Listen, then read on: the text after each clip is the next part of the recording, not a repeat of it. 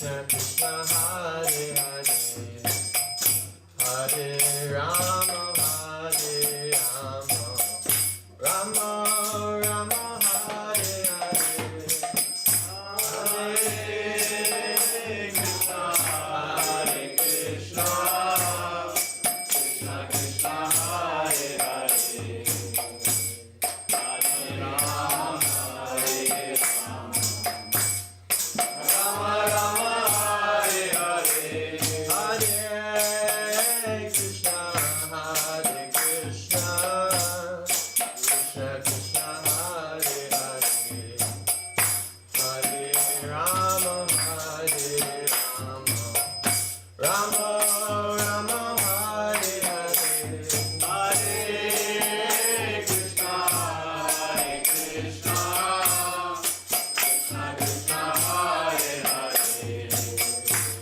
Hare Rama Hare Rama, Rama Rama Hare Hare, Hare Krishna Krishna Krishna Hare Hare, Hare Rama Hare Rama, Rama Rama Hare Hare, Hare Krishna Krishna Krishna Hare Hare, Hare Rama Hare Rama, Rama Rama Hare Hare, Hare Krishna Krishna Krishna Hare Hare, Hare Rama Hare Rama, Rama Rama Hare Hare, Hare Krishna Krishna Krishna Hare Hare, Hare Rama Hare Rama, Rama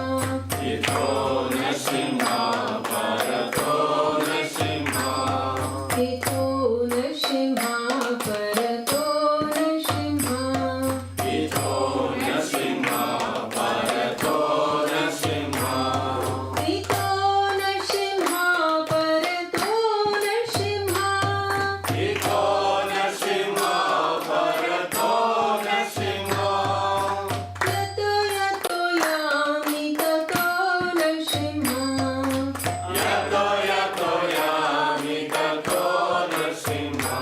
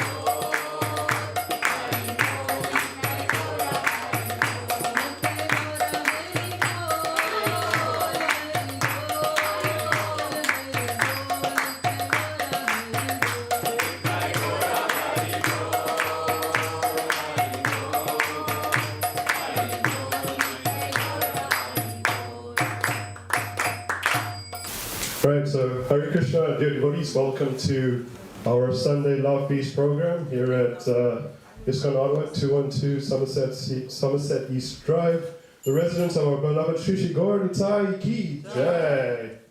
Right, so we just finished observing the Aarti ceremony where the Lordship, so Shri Gaura Aarati, was worshipped with various auspicious paraphernalia such as the incense sticks, the ghee lamp, the Chamara fan, and we sang some praises and hymns in the glorifications of our Gaura Aarati and our beloved Acharya, Srila Prabhupada, and in the Sattvic succession. So the next item on the agenda will be a presentation, but before that I just want to ask, is there anybody joining our temple for the first time? Anybody new? Yeah? Hare, welcome Prabhu. Can you get a mic? I just want to ask you, Prabhu, how did you hear about the program?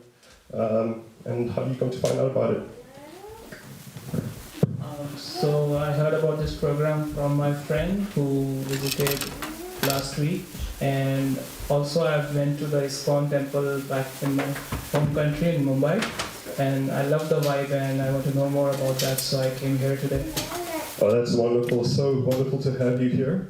We have our weekly Sunday programs starting at 5 p.m., so great to have you.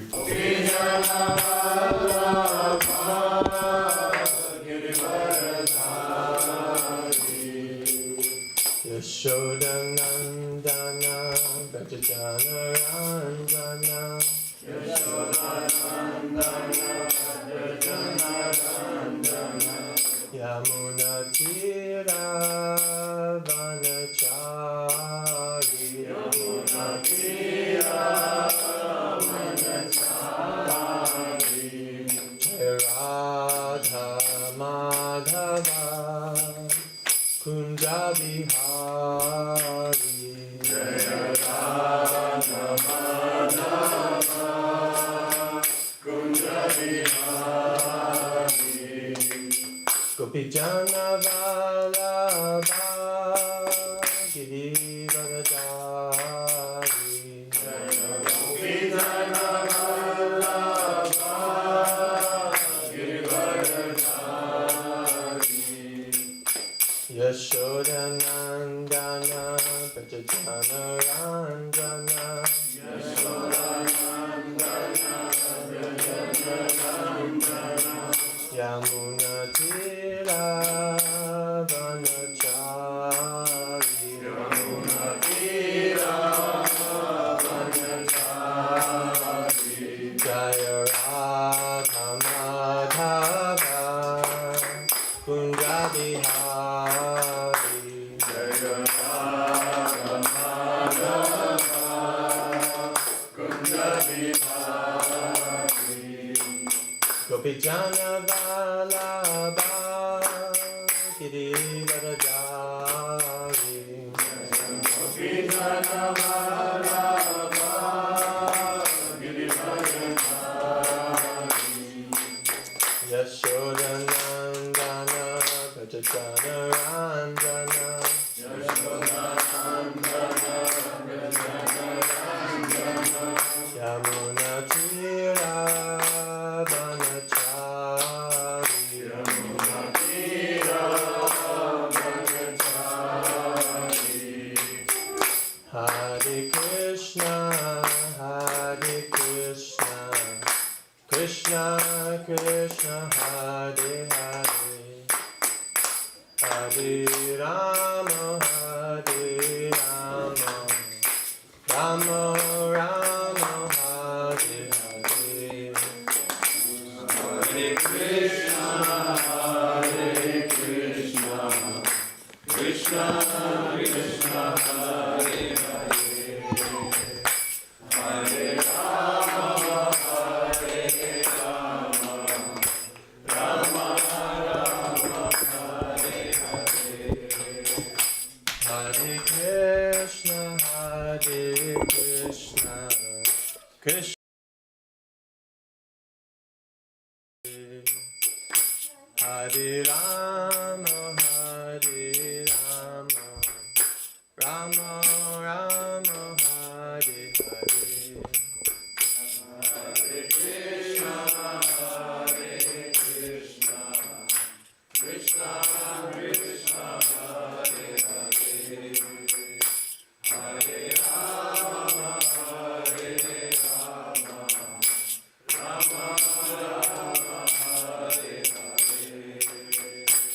Hare Krishna,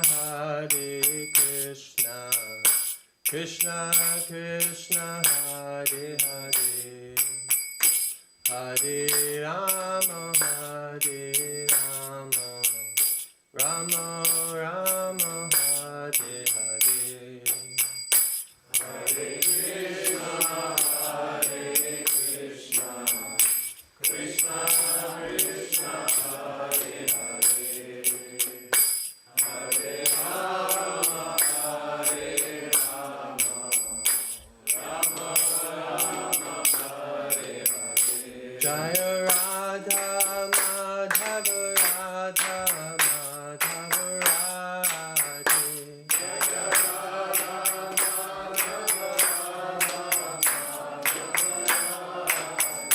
Jaya Radha, Madhava, Radha, Madhava, Radha.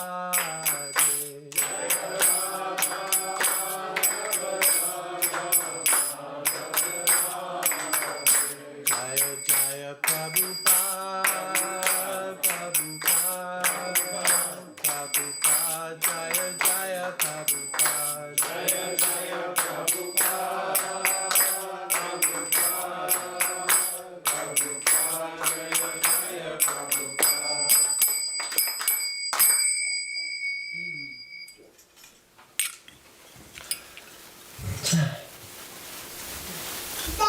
Everybody's feeling good? Thank you for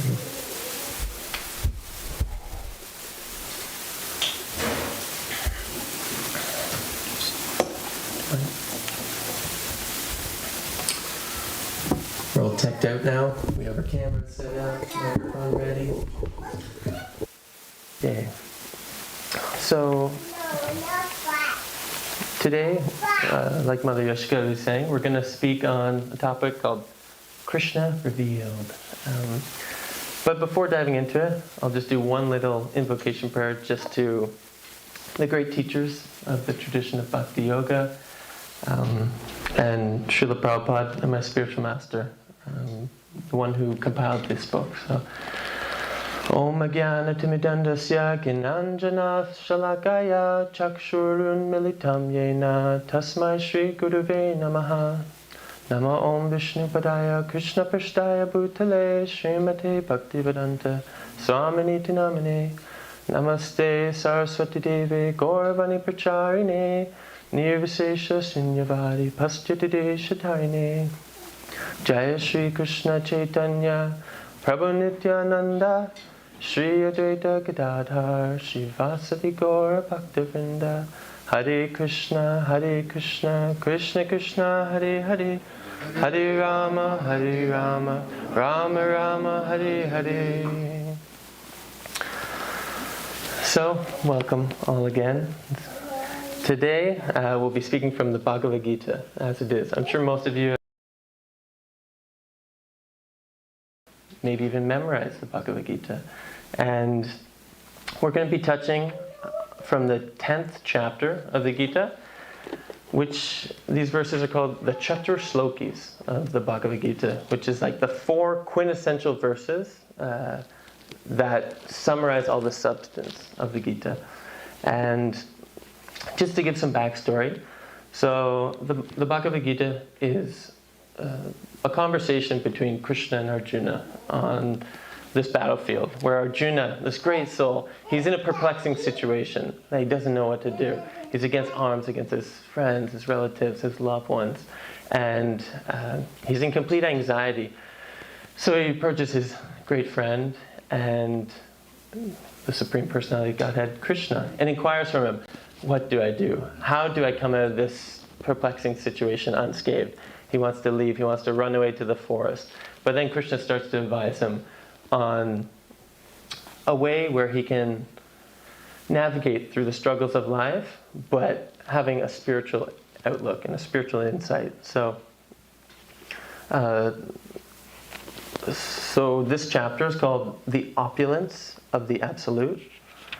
And the verse, for anyone who'd like to follow along online, or some of you may even know this verse, is from the 10th chapter, 8th verse. and I'll read the Sanskrit just because the Sanskrit's beautiful when we can listen to it. Aham sarvasya prabhavo matat sarvam pravartate iti matva bhajante mam buddha bhava samanvitaha. And this is Krishna speaking to Arjuna. So Krishna says, I am the source of all spiritual and material worlds. Everything emanates from me. The wise who perfectly know this engage in my devotional service and worship me with all their hearts. So Krishna here, we have to consider that these are the sum and substance of who Krishna is. It's understanding who Krishna is, being the creator of both material and spiritual worlds, of everything. And it'll start to dive into his position, what's our relationship with him, and how we can come to the understanding where Krishna, the supreme being, can be actually revealed to us within our hearts. So there's a couple different ways where people practice yoga. There's many different yoga practices. Some people like the physical side of yoga. It's hatha yoga, ashtanga yoga, where it gets the body, in tune so that it can feel good and not give so many problems. And then there's jnana yoga, which is where people just cultivate knowledge about the supreme, knowledge about this world, so on, so that they can analyze it. Then by their own knowledge, their own understanding, that they can achieve God or liberation. And then there's the bhakti yogis, where we approach God through a mood of humility, of love, of following the words of the Supreme through the Shastras from the Vedic wisdom literatures. And then God can be revealed to us by that practice of approaching in a humble attitude. So, I like to give the example that, Jnana yogis, they like to use a crowbar and try to force knowledge out, try to understand it. But knowledge isn't, you can't understand the Supreme by that method. That one has to approach in this humble, submissive attitude, inquire from someone with knowledge of the Supreme, and then, it can be transmitted. There's a verse in the Bhagavad Gita, Tadvidi pranipatena pariprashnena sevaya upadekshanti te jnanam jnaninas tattvadarshanaha, that if one wants knowledge, then they have to approach someone who has it, and they have to inquire from them in a humble attitude, and try to render service, try to have them warm up to you by helping them out, so on, and then they'll be happy to reveal some wisdom to you. So in this specific verse, Krishna's giving the all-in-all statement that I am the source of everything, material, spiritual, and everything in between. So we see scientists in this world, they're trying to analyze the material energy. And there's a term for this in the yoga tradition. It's called Sankhya. Can everyone say Sankhya? Sankhya. Yeah, this is a path where we try to cultivate knowledge or use our analytical study of the material universe to try to understand what is what isn't. This is kind of the scientific process. And the difference between kind of the modern day scientists and that approach to the yoga tradition is that they would still believe that there's God at the end all be all of it, but they try to analyze the material universe to make sense of it so that they can understand, wow, God is here, God is there, so on. So, the statement saying that one who knows, the both spiritual and material worlds, and that Krishna is the source of it, they naturally want to worship the Supreme Being with all their hearts, and then Krishna starts to reveal himself. So I'll just read a little. I'll dip into the purport here, which Srila Prabhupada kind of touches on this point of understanding Krishna just at the end of it. So, one who understands Krishna in such a way from a bona fide spiritual master with references from Vedic literatures engages all his energies in Krishna consciousness and becomes a truly learned man or woman. In comparison to him, All others who do not know Krishna properly are but fools. Only a fool would consider Krishna to be an ordinary man. A Krishna-conscious person should not be bewildered. He should avoid all unauthorized commentaries and interpretations on the Bhagavad Gita and proceed in Krishna consciousness with determination and firmness. So this point of approaching knowledge through a bona fide source is important because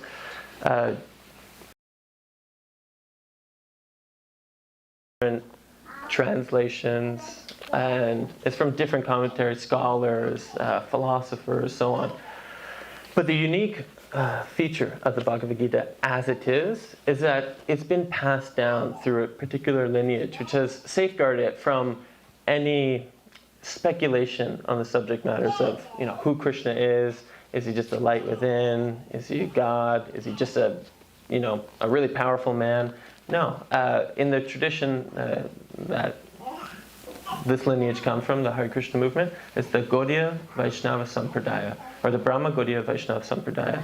And they approach Krishna through the means of understanding him through this bhakti practice, through who he is, and knowing that he's not just an ordinary man, but he's actually the supreme being, the supreme personality of Godhead. What does Krishna mean?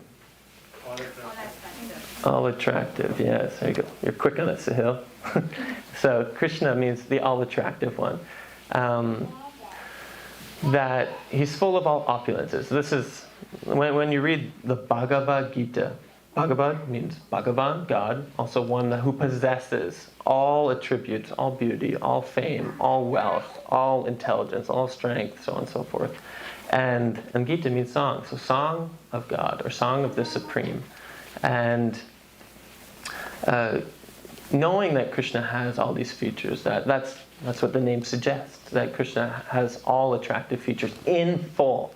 That you can say, okay, that's nice, but if we just try to see it from our own limited perspective without approaching it through the chain of parampara, or people like to say disciplic succession, kind of from teacher to student, so on and so forth, that then it's so easy to come up to the conclusion that, Krishna's just, this all-pervasive energy, he's the universe, he's the light within.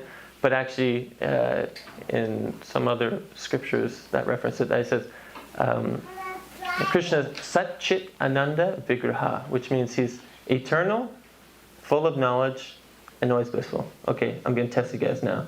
Everyone say, Sat Chit Ananda. Okay, one more time, in unison. Sat Chit Ananda. Nice, very good. You guys learned some Sanskrit now. Now what does it mean? Sat means eternal. Chit means full of knowledge. And Ananda means always blissful. So this is the nature of the soul. This is the nature of Krishna on the spiritual platform.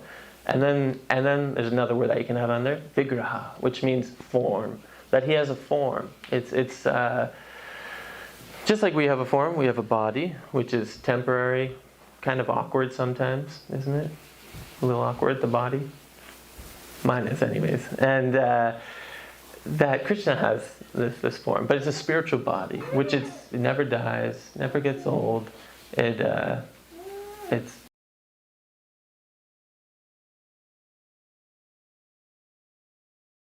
as far as establishing who is the supreme being, what is he, so on and so forth, that he's outside of the realm of the material senses. So that's why we're not meant to approach through just an analytical study of this world, because our senses are limited. We have a capacity to them.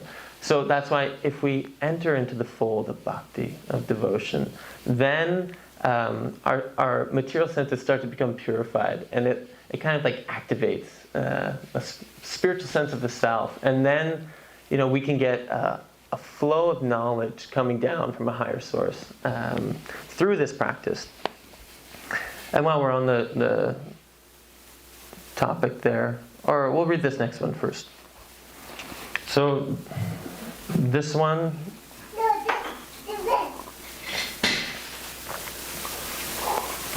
So just keep in mind, these are the Chatur Slokis, because we had a couple people coming in. That these are the 4 quintessential verses of the Bhagavad Gita. 108, it starts from 108. That's easy to remember. It's a good number. 108, or 10, chapter 10, text 8. Then 9, 10, 11. These are the 4 very important verses that everyone should reference to and learn.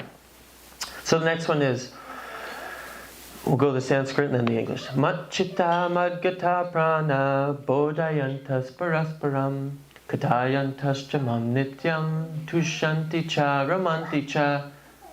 Okay, you guys want to try that one? I'm kidding. But the English is, the thoughts of my pure devotees dwell in me. Their lives are fully devoted to my service, and they derive great satisfaction and bliss from always enlightening one another and conversing about me. So the nature of someone who's fixed in consciousness, who's become absorbed through the practice of bhakti. First of all, let's understand what bhakti is. So bhakti is the practice of devotional service. It's meant to, we're meant to be engaged. The constitutional nature of the soul is to serve. That is the nature of the soul. And that's where we find the most satisfaction. Here in this world, we have so many obligations where we have to serve our body, serve our senses, serve our family, serve our job, serve our government, serve our society, so on. But then we forget to serve the Supreme. And that's the actual key there. Once we get into that consciousness where, okay, I have all these other obligations on the material side of life, but essentially I'm a spiritual entity. I have a soul, and I need to also be engaged on that platform. So understanding to serve the Supreme as well. And then what does that mean? We could, make up any old thing. But there's a practice to this bhakti, or this devotion to God. And it's really quite simple. In this age it's recommended that one can take to a meditation practice of hearing the transcendental sound vibration. So hearing the names of God. Everyone, we all were chanting it before. It's the Hare Krishna Mahamantra. Hare Krishna, Krishna Krishna, Hare Hare, Hare Rama, Rama Rama, Hare Hare. You guys are all naturals. Very good.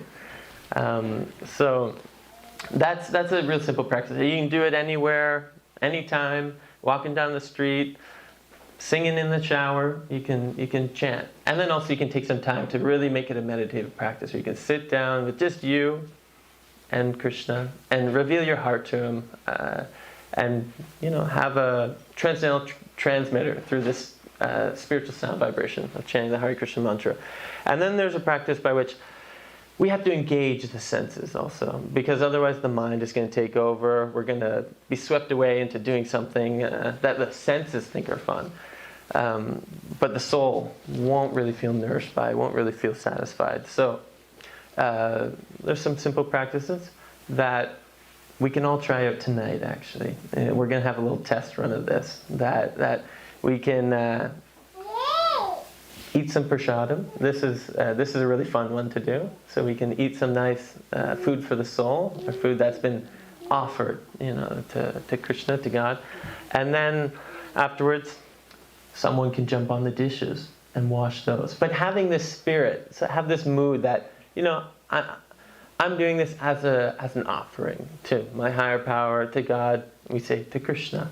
And in that way, if one can have that consciousness that this is an offering, then it becomes a transcendental activity. And you'll see, it's like whenever I'm doing the dishes, we do a lot here at Govinda's and in the temple, that you're thinking, I'm scrubbing the heart. I'm scrubbing the heart of all the unwanted things, all my bad habits. Anyone have bad habits here? My wife doesn't have any bad habits. She didn't raise her hand.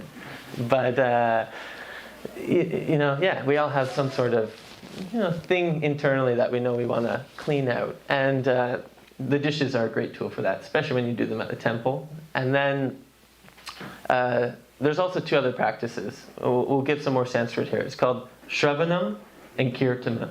Shravanam and Kirtanam. So that means hearing and then repeating. So, all right, we're going to try this one. Say Shravanam, Kirtanam. Shravanam, Kirtanam. Nice. And then I like to say, okay, there's Shravanam and Kirtanam, and then there's also Sweepinam and Moppinam. So you can, grab a broom, sweep it up, and then, we can have someone mop also. This is also a way that some practical devotional service. So, and then there's a whole wide variety of that. If one really wants to enter into the fold of Bhakti Yoga, that there's unlimited services that one can do. And you have to almost approach someone that, at the end of the class, after the end of Prashadam, talk to someone that looks like they know what's going on around here and say, hey, do you got some service for me, Prabhu? Mataji, can I do some service? Find a way that I can dive into the fold. And you'll start to see that when you want service, more comes towards you, and then you might be overwhelmed with it, where then you have to pass it on to someone else and engage them into the fold. So it's a really open process, and everyone's welcome. And then afterwards, you'll think, service, what's that about? I'm not getting paid for it. But actually, you'll realize, I feel so ecstatic. The nourishment of the soul feels complete when it's engaged in that, because the nature of the soul is to serve. And this is it. And then we talked about Shravanam Kirtan, hearing. So this is what these great souls do. I think we gave the Sanskrit, but I'll just read the English again. So, the thoughts of my pure devotees dwell in me, their lives fully devoted to my service, and they derive great satisfaction and bliss from always enlightening one another and conversing about me. So hearing about the transcendental topics of Krishna, who this personality is, all the great wisdom which is in the Bhagavad Gita. Does everyone have a Bhagavad Gita here? Don't be shy if you don't. Just raise your hand. If not. If you don't have a Bhagavad Gita, my bad. If you don't have a Gita, come see me afterwards. We got a little gift for you. I won't reveal it, but come see me. Hint, hint. So, because then we get to hear this transcendental subject matter from Krishna. It's really quite mystical, actually, when one gets into it. It's like no other knowledge that you've heard, but yet it's what you've been hankering after your entire life when you hear the Bhagavad Gita. And some devotees that I may have said this to a couple times, don't spoil it. But this book looks pretty big, huh? It looks pretty intimidating. It's kind of big. How long do you think it would to read? Not if you know the answer already, but someone give me the answer. Chris, Prabhu, how long do you think it would take to read the Bhagavad Gita? Give me a random number, whatever. 2 months. 2 months. Yeah, I'd say that. But there's a hidden trick. If one's like a beginner wanting to get introduced to bhakti, because usually the Sunday feast is meant to be like an introductory program. So, you're bringing people into the fold of bhakti yoga, of what Krishna consciousness is. So if you just read these black bold texts, I'll hold it up close to the camera so people can see. The black bold text here, that's just the conversation between Krishna and Arjuna. And it only takes 3 hours to read the whole book. Whoa. Only 3 hours to read the whole Bhagavad Gita. 18 chapters. It's like 10, 15 minutes per chapter. And the mind might at first say, I don't want to read this. I can't hear this. I want to go do something else. Enjoy some video games or go play some soccer or something like this. But I can guarantee you, if you start reading it, you'll feel so ecstatic that you'll want to just go over to your friend's house, knock on the door and say, here, take this. I got the best gift for you. And you'll start distributing Bhagavad Gitas. And that's also devotional service. Sharing the wisdom that Krishna's discussed to Arjuna about. This is one of the greatest devotional services that one can do. So constantly hearing, it creates great satisfaction in the heart when we hear this subject matter. And it's not a waste of time. It goes into your eternal bank account. Hearing spiritual subject matter, especially the Bhagavad Gita, Srimad Bhagavatam, and we got a whole other lot of nice wisdom literatures to dive into, that you could become fully absorbed in it throughout your whole life. Please say Hare Krishna if you agree with that program. Hare Krishna. Nice. So, make sure you take a Bhagavad Gita home if you don't have one. We'll set you guys up.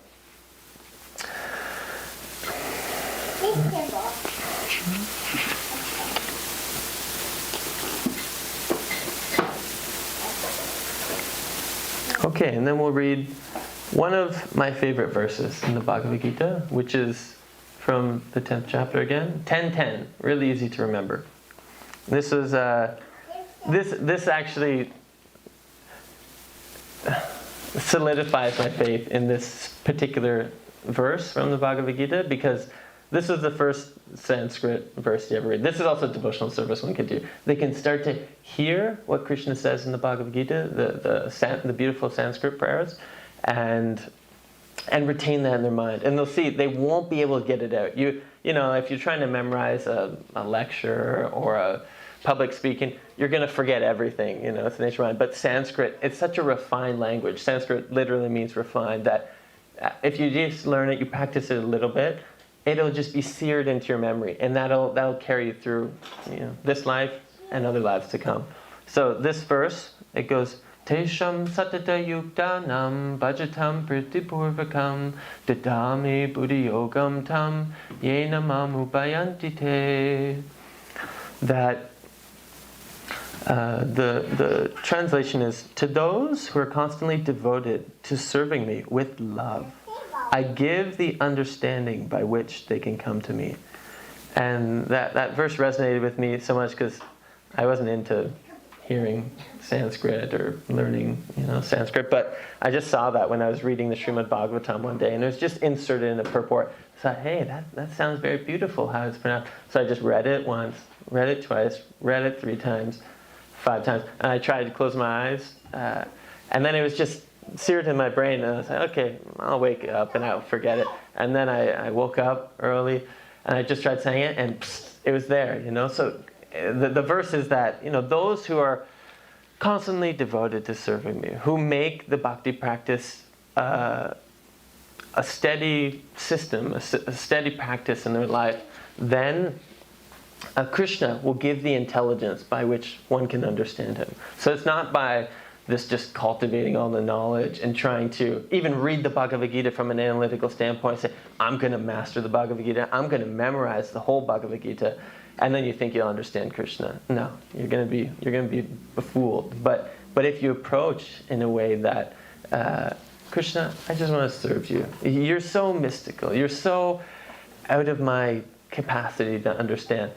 But I see your transcendental activities. I see you have personality. I see the people that you've affected in their lives and how they've become completely transformed. I want to be like that. Please help me come closer to you. Then Krishna, if you approach in that mood through the bhakti process, then Krishna starts to reveal himself slowly, gradually. He gives the intelligence by where you can distinguish the difference between matter, spirit, and so on. So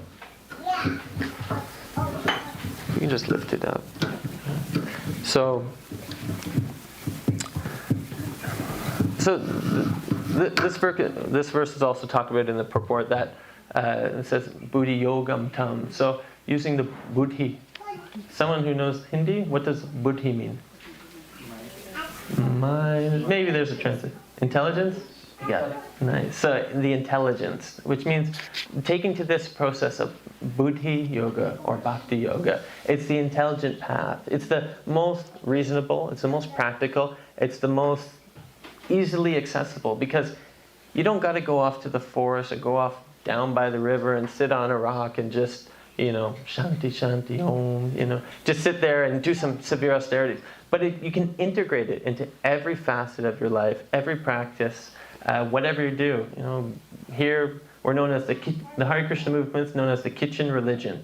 You guys will understand why after the discussion in class here. It's because the motto is cooking with consciousness. We offer all this food and we prepare it in a way that it's done with love and devotion for Krishna's pleasure, not for my pleasure.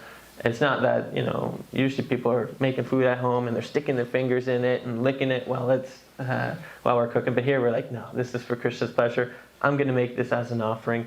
And then that becomes imbued with a spiritual component to it as well. So It's a really practical and easily accessible practice, is this Bhakti Yoga.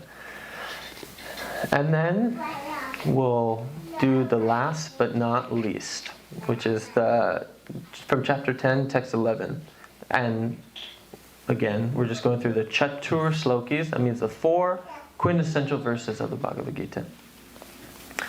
So this one is Tesham eva anukampartam ahama jnana jam tamaha nashami atma bhavasto jnana dipena bhava basvata.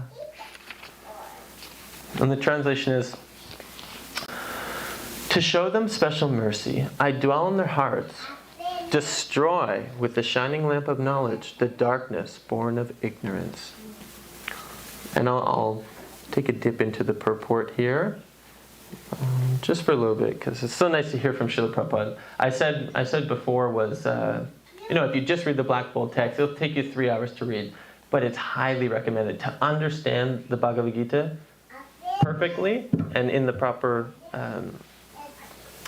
mindset. Then you actually have to read the purports as well, because it'll give context. It'll clarify the understanding so that you don't misinterpret it, because it's so easily to misinterpret all Vedic wisdom literatures. Actually, that's why you have to approach the teachers, someone who's imbibed it into their life, someone who has realized the knowledge and also heard it from their teachers as well.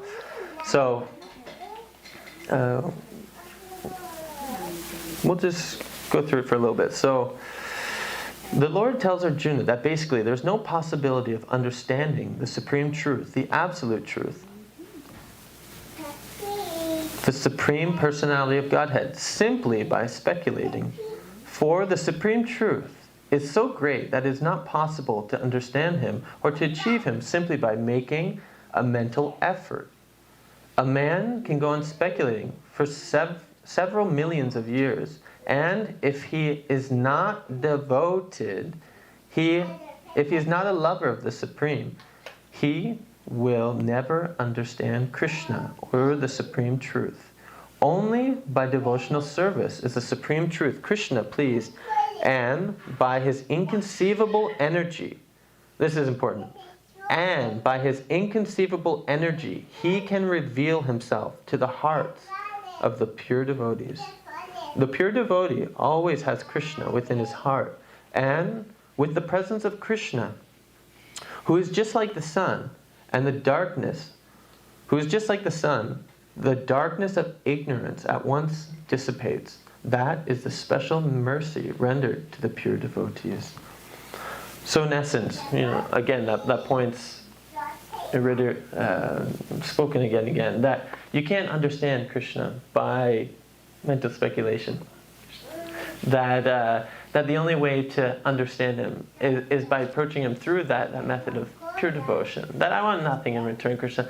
I just want to serve you for your pleasure.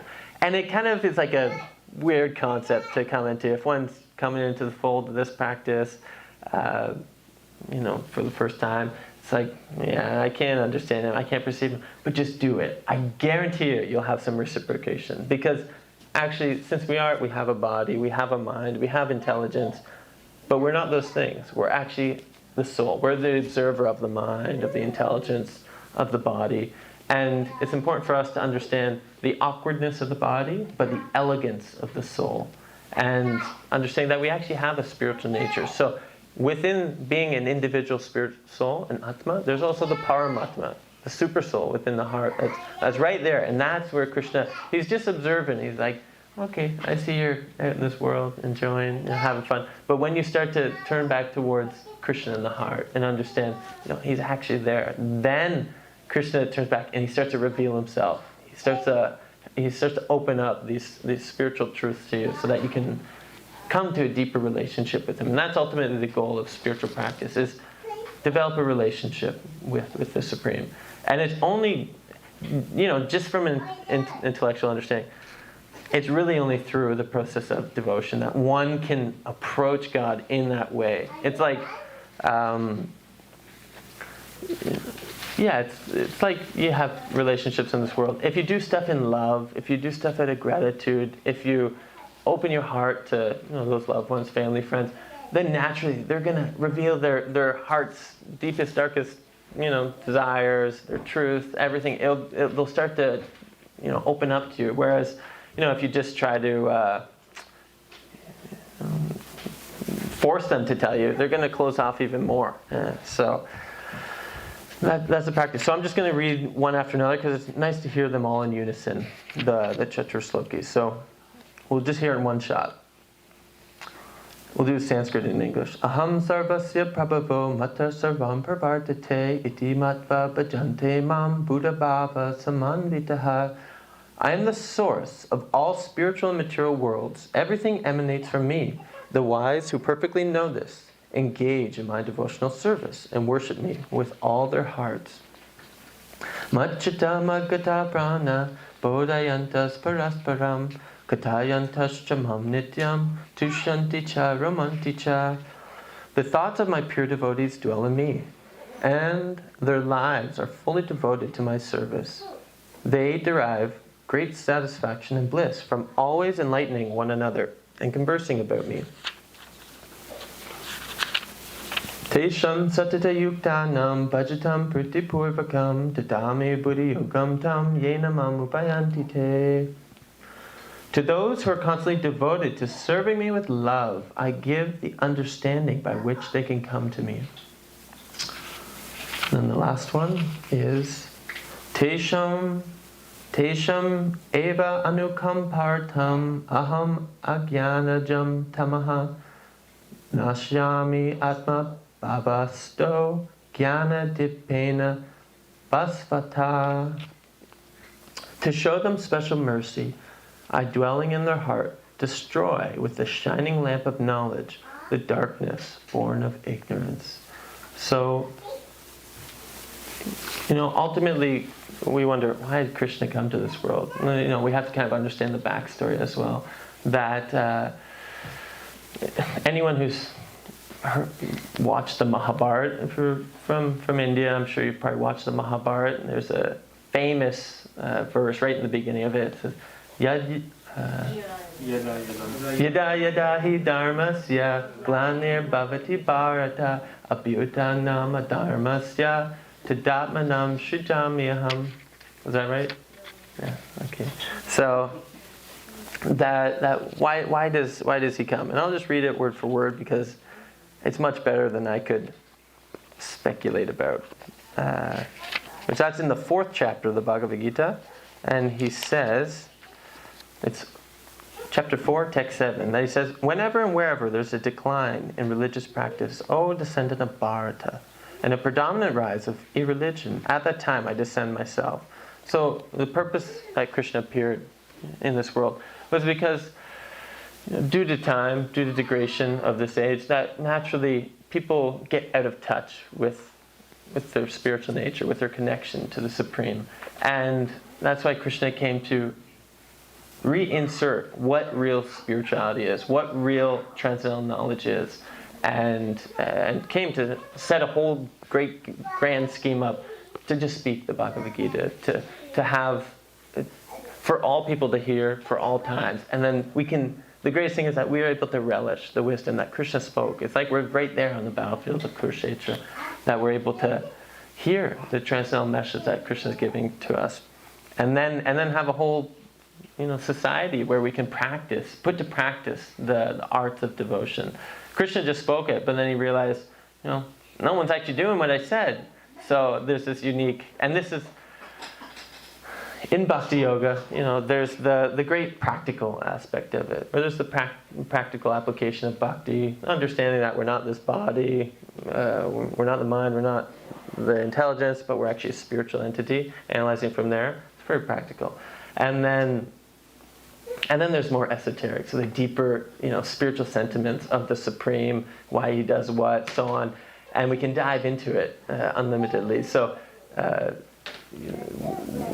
here we have our beautiful deities, Gaura, and that's Krishna himself coming in the mood of a devotee to reveal these truths and the practices of Bhakti Yoga in a systematic way, where then that personality receives can show the ecstatic symptoms that one gets when they really take to the full absorption in the practice of bhakti yoga and pure love of God. So, if you want Krishna revealed in your heart, and you want to understand who Krishna is, don't try to think about it too much. Just do Shravanam, Kirtanam, hearing, chanting, and Sweepanam and Mapanam. And it'll be successful, guarantee. So,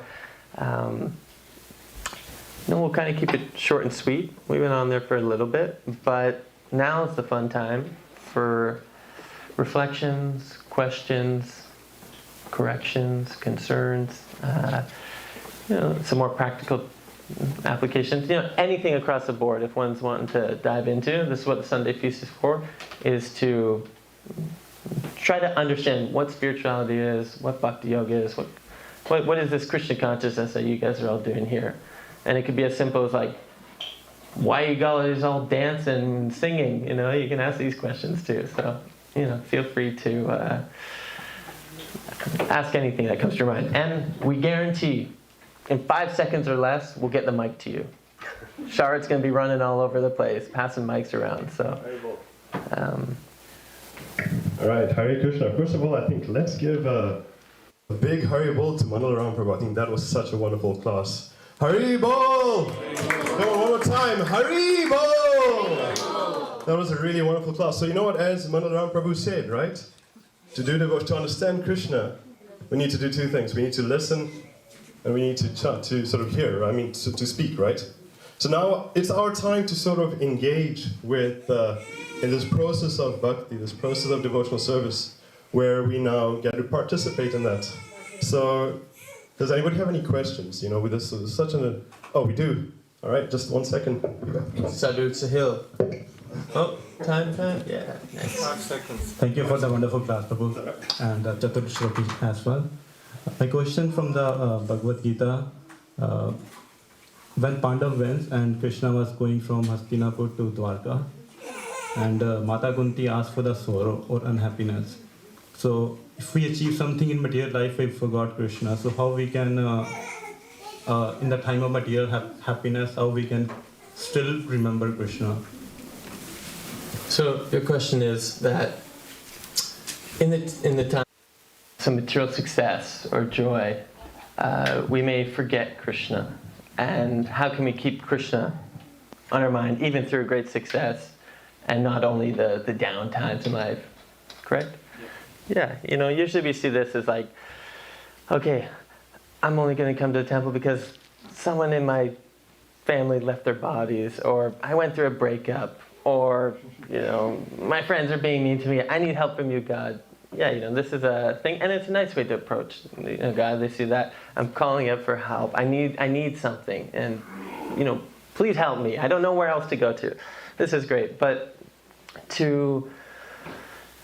even through great material success, that it's important to understand, through success, failure, that what goes up must come down eventually. And even though we're at the heights of our material success, our material enjoyment, understand that there's going to be some suffering that comes to. It's the nature of this world. Things are temporary. So if we keep that in our minds and understand what is the ultimate good for me, what will be best for me in the long run, and keeping Krishna in the center through great success. And if we get something, the devotees, how the devotees see us, we get something great, we say, that's Krishna's mercy. Thank you so much, Krishna. I didn't deserve it. And if something bad comes, you say, thank you, Krishna. I deserved way more, way worse. So, this is a unique perspective of the bhakti yogi, actually, is that people in material consciousness, they're thinking, I got some great gain. This is all because of me and my hard work. And then eventually, guarantee, then some suffering comes and they get stripped of all their fame, all their success. And then they realize, oh, why me? Why does this stuff happen to me? I'm so much better than this. It should have happened to you, But the devotees, they see it totally differently. That they see, okay, this world is actually meant for my purification. And any obstacles, any struggles, any success, I'm meant to extract something from it. I'm meant to learn the lesson from it. And if I don't learn from it, then, we're in a relationship, we're going through struggles, and we don't learn, whether it's friendships, arguments, so on, we don't learn the lesson from that specific event or circumstance, then it's going to come up again in our lives until we actually learn the lesson. So, this is how the devotees or the bhakti yogis see it, is that everything is for purification. This whole life is to how I can develop this sweet surrender for Krishna more. Is that okay, Prabhu? Thanks for the nice question. Well, that was a beautiful question and a wonderful answer. We have another person. Let's see if I can get them in 5 seconds. 1, 2, hey, good. Hare Krishna Prabhu, thank you for a wonderful lecture. The question I have is, when you said the nature of our soul is to serve others and serve Krishna, how should we keep a balance in serving family, serving the community, serving the social circle, and serving Krishna? What is the percentage of how much I should? Because when I'm serving the society, like if I do some service community, I'll have that inner voice, I might as well use this for serving Krishna. I'm here, I should have been in the temple, so I'll have the dilemma and I won't be able to give my 100% where I am serving. Does that percentage of serving Krishna increases with age? Like now that we are in some mode of passion, maybe I'm using it for community service, I'm not sure of how to balance that. Okay, so the question is how to balance the natural service proclivity to, I have so many obligations, family, my work, society, and then serving God as well. That's correct? How to understand that. What percentage, where? I'll give you an easy statement, and it goes across the board. Krishna, 100%. There you go. But that translates to everyone else. It's like when you water the root of a tree, then all the branches, all the leaves, all the fruit become nourished as well. It becomes full of life and fully satisfied also. So that doesn't mean that we just serve Krishna and we neglect our family, we neglect society, because we have this natural inclination to serve, to engage our senses. So if we're throwing a big festival for India and we're engaged with the society, connecting everyone, then it's great. But make this as an offering and do it have it in the mindset, the yogi, the bhakti yogis. They want to see, how can I do the best for society, for everyone I come across? And just by carrying yourself in this world in that way, whether it's towards family, towards friends, so on, then you're going to have them naturally come connected to Krishna. And even if they don't, then your consciousness is still connected to Krishna. You're still going to be in full absorption, actually, of service. If you just keep Krishna, constantly on your mind, that this is just an offering to you. I know it's not, directly sweeping and mopping and scrubbing dishes in the temple or cooking prasad for you, but I have a friend that he's kind of like to do military things, likes to do service for veterans, likes to do all these things. And ever since kind of coming in contact with the devotees, before he was doing it and he was wondering, lamenting, like, why this is just a service that he's doing, but why aren't I getting reciprocation from this financially, this, that thing. But now his consciousness switched that I'm doing this for Krishna, actually. And the payoff that he gets is so much more satisfying than any amount of money, any glorification, so on. And he's actually just fixed as an offering. And it naturally, when you have that fixedness, then reciprocation comes automatically. And like I said, all the other facets are nourished. So, but in the beginning of your bhakti practice, you have to learn how to balance the scales a little bit, because sometimes you can come into this fanatic viewpoint. Everyone goes through it in their beginning of bhakti or any spiritual practice. That's like this way or that way, and everything else is my getaway. But eventually, we got to be around mature devotees who can help clarify things, know our proclivities, know our nature, and skills, and then try to see, okay, where can I engage this here, and so on. So, just naturally ease into it in the sense of don't become so extreme. Become a level-headed devotee of knowing where to apply it. But externally, you might have to do so many obligations to society, family, so on. But internally, you're always thinking, this is for you, Krishna. These are special connected to you through service. And if you have a good service attitude like that, you'll benefit everyone, and you'll benefit as well. So.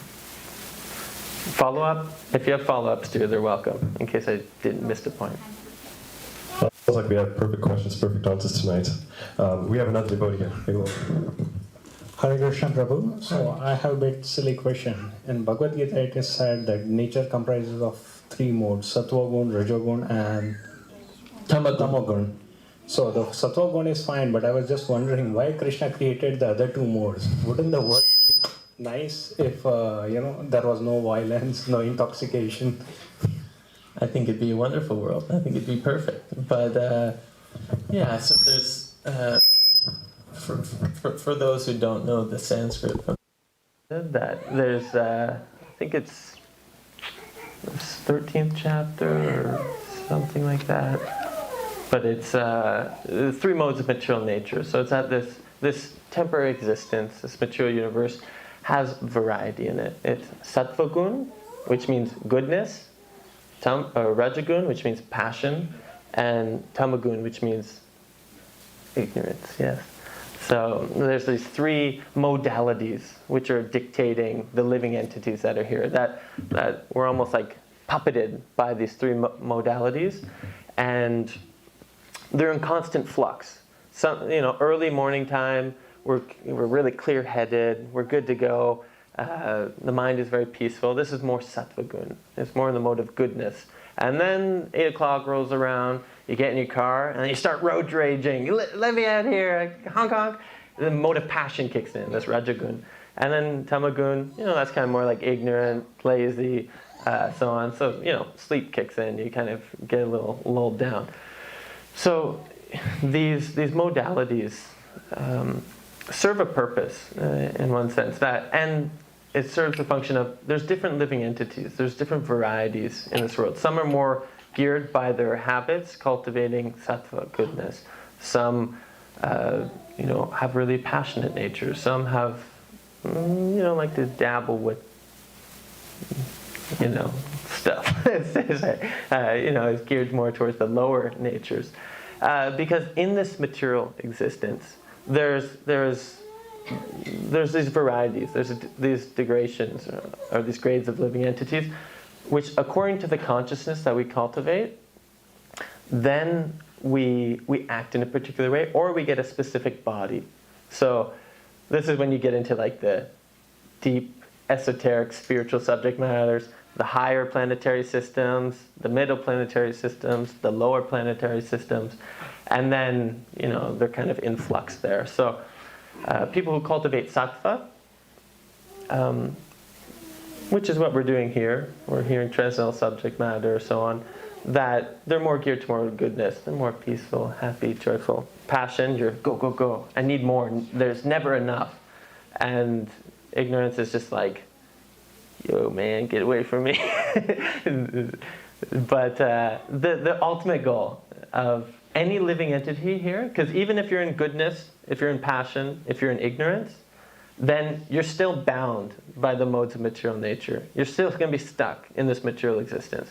So what the devotees do, and what Shastra, or the wisdom literatures recommend, is that one cultivates Vishuddha Sattva, which means the mode of pure goodness, which is activity based on the transcendental platform, on the spiritual platform, that we're engaged in service. We're connected to the source, and we're not just being tossed around by the modes of material nature, but we know, we analyze what they are, how they affect our lives, and then we want to go beyond them. We want to get out of this cycle of samsara, of birth and death and struggle, but we actually want to engage in our eternal blissful condition as Satchitananda, an eternal, fully aware and blissful spiritual entity. And that's how we do it, by the practice of bhakti yoga. That's what's recommended. So as far as why they're here, because some people like the lower modes. And this is what this material creation is here for. It's for those living entities that want to enjoy, kind of dabble with, I want to enjoy my senses, separate from the Supreme, rather than trying to satisfy Krishna, God. So we have another follow-up question. And also you said that our soul's nature is Satchidananda, but we don't practically actually experience that, like eternal happiness and so on. So how can we practically experience that Satchidananda nature of our soul? Very nice. I'll tell you why I don't experience it. Because I'm too much in the modalities. I'm too much in the mode of goodness, or not much goodness, more passion and ignorance. That's why. Then because we're covered over. We have this covering, this physical body, it's a covering of, we're an embodied soul. So as we take to the practice of purifying the mind, purifying the senses, and starting to understand our spiritual identity through the practice of chanting. This is the actual key practice in this age, is staying close to the transcendental sound vibration. As soon as you veer off out in the world, you're going to just get sucked into these lower modalities, these lower modes of material nature. But if we take to the practice of becoming absorbed in this transcendental sound vibration, then the coverings, my friend Patrick says, the sheaths of the body, of the mind, of the false ego, then we'll start to realize that, no, we are an eternal, spiritual, blissful living entity. And we'll get little tastes here and there. I can guarantee you, if you continue practicing Bhakti Yoga, you'll get a free taste of what real bliss is, and just by serving. And this is where we find the success. This is where we'll be able to find that true bliss, is through the service, because that's what they do in the spiritual world. That's what's going on. It's not all for me. It's all for Krishna ultimately. So. Does that make sense? The short answer is through devotional service we can experience. Yes. Thank you. Sorry to keep it long-winded. I had to pick apart it a little bit there. So, thank you, Prabhu.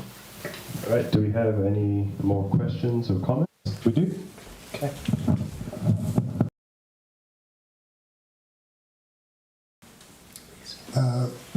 We had a farm for 5 years. We're trying to work out something on the farm.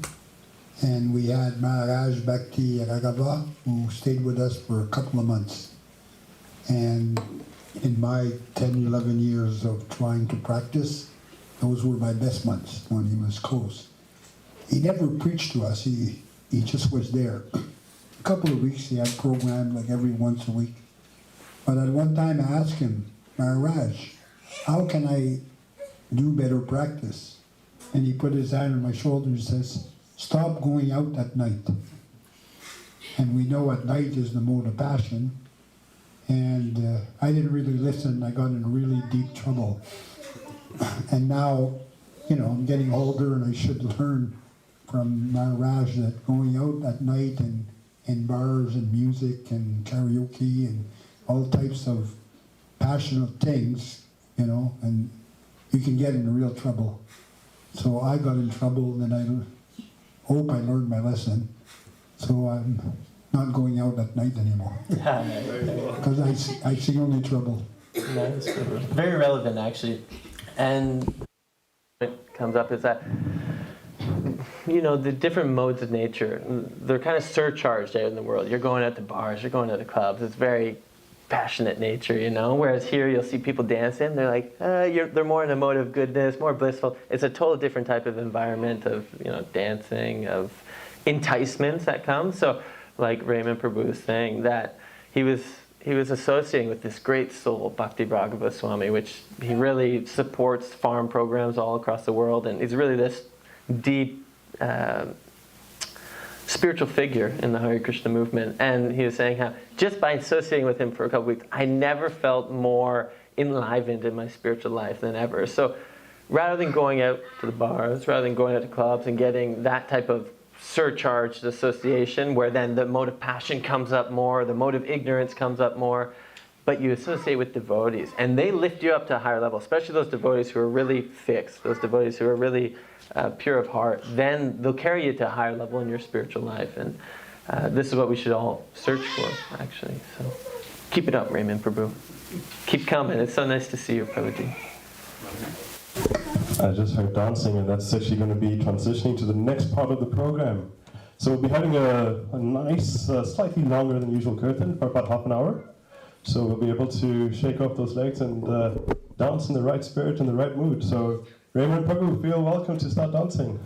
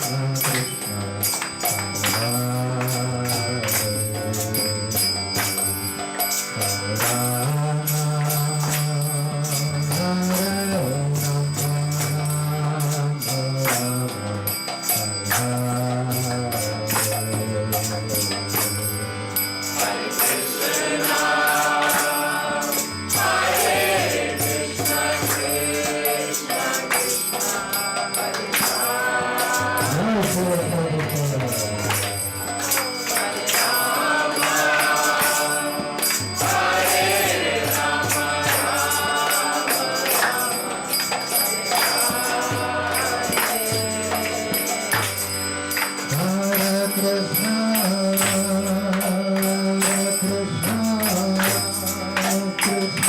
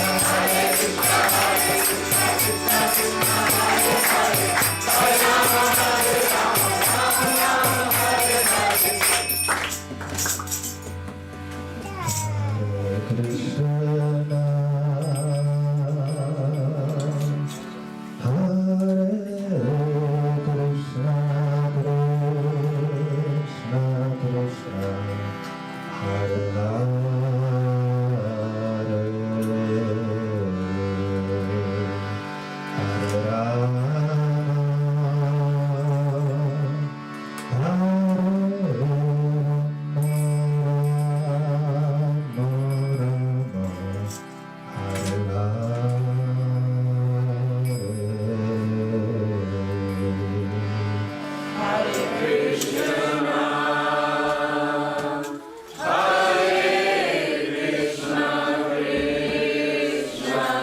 Krishna, Hare